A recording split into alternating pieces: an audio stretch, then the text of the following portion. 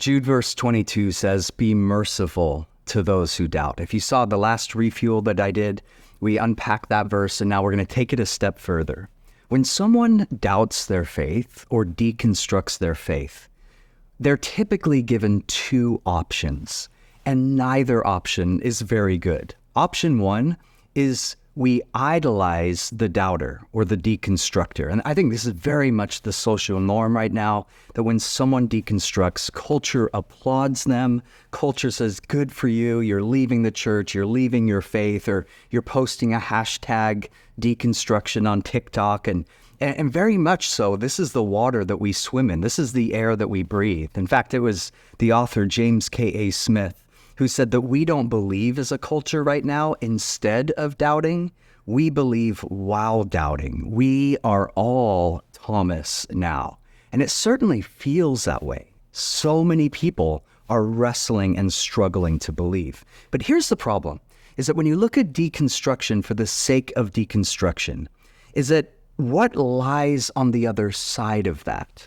Deconstruction can only take you so far. Like any 2-year-old can tear up a room, but I think it takes wisdom to live in the tension of a conflicted faith. And it takes some wisdom too to actually build a robust and cohesive worldview.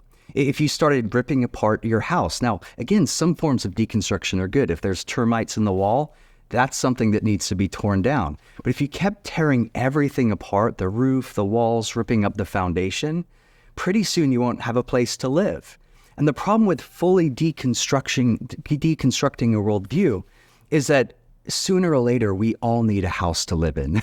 We all need a worldview. We all need to know, how do we deal with questions of life? What do we do in seasons of pain or tragedy? We all need a theological and practical framework for living. So idolizing doubt, I think, kind of can lead to a dead end. But the second option that people are given is to demonize the doubter. And this is the other side, where certainly in legalistic church circles, this is the norm. If someone has questions about their faith, if someone's doubting their faith, they're often judged or marginalized or critiqued. And there's a couple problems with that, of course, because if a person doesn't feel that they're in a safe space to save face, they'll suppress their doubts. And the problem with that is that doubt's greatest strength is secrecy.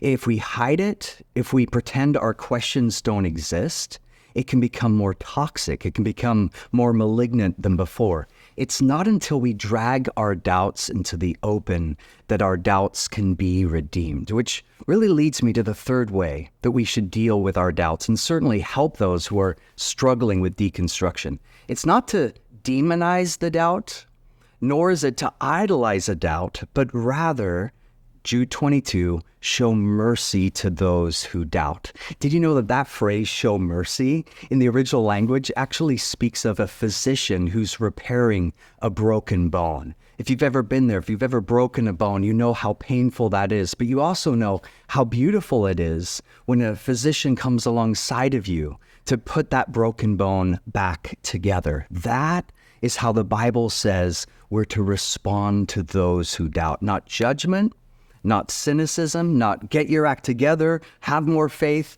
but rather, like a doctor repairing a broken bone, show mercy, pray for them, be there with them, help them process their doubt, help them wrestle with their doubt, be that faithful presence in their life. One of the most redemptive things we could ever say to someone who is doubting their faith is, I will love you through this.